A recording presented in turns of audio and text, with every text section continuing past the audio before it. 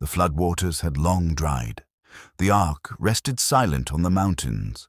Humanity was given a second chance, but it didn't take long before pride returned. In the fertile plain of Shinar, people gathered, not to honor God, but to defy him. Their dream was simple yet dangerous, to build a tower that reached the heavens themselves. After the flood, Noah and his family stepped into a cleansed world. God gave them a clear command. Be fruitful, multiply, fill the earth. That was his plan for mankind, to spread across the land, to live under his care, and to trust his promises. But as generations passed, people chose another way. They settled together in one place, united not by faith, but by pride. They said among themselves, "We will not scatter. We will not be forgotten. Let us build a city. Let us raise a tower that touches the sky. Let us make a name for ourselves." Their unity was not holy. Their ambition was not for God's glory. It was a monument to human pride, a fortress of defiance.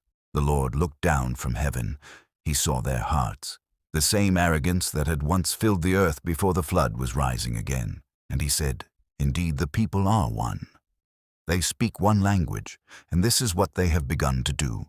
Now nothing they plan will be withheld from them. It was not their strength that troubled him. It was the corruption of their hearts. Together they would only spiral deeper into sin." And so God acted. In a single moment, their voices turned to confusion. Words that once bound them together were broken. A worker asked for a brick, and his neighbor no longer understood. Instructions became noise. Frustration spread. The tower fell silent. Brick slipped from weary hands. Families shouted but could not understand one another. Soon they abandoned the project entirely. The tower, once a symbol of defiance, became an unfinished monument of pride. They called the place Babel, meaning confusion, and the people who refused to scatter now had no choice. They separated into families, into nations, and spread across the earth, exactly as God had commanded from the beginning. But God's story did not end with confusion. Many generations later, in Jerusalem, another sound shook the earth. A mighty rushing wind filled the house where the followers of Jesus were gathered.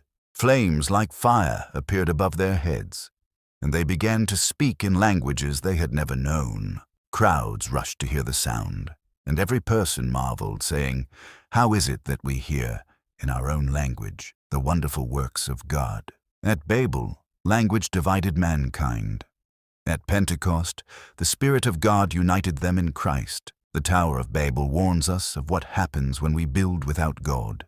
Pride, division, confusion.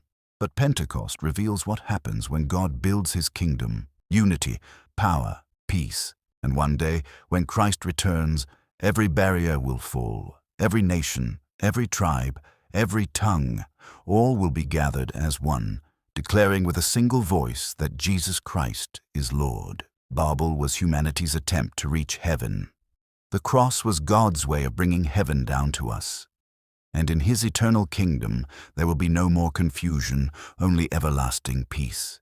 History is filled with warnings and promises. Don't miss the next story that could change how you see God's plan. Subscribe and step into the journey.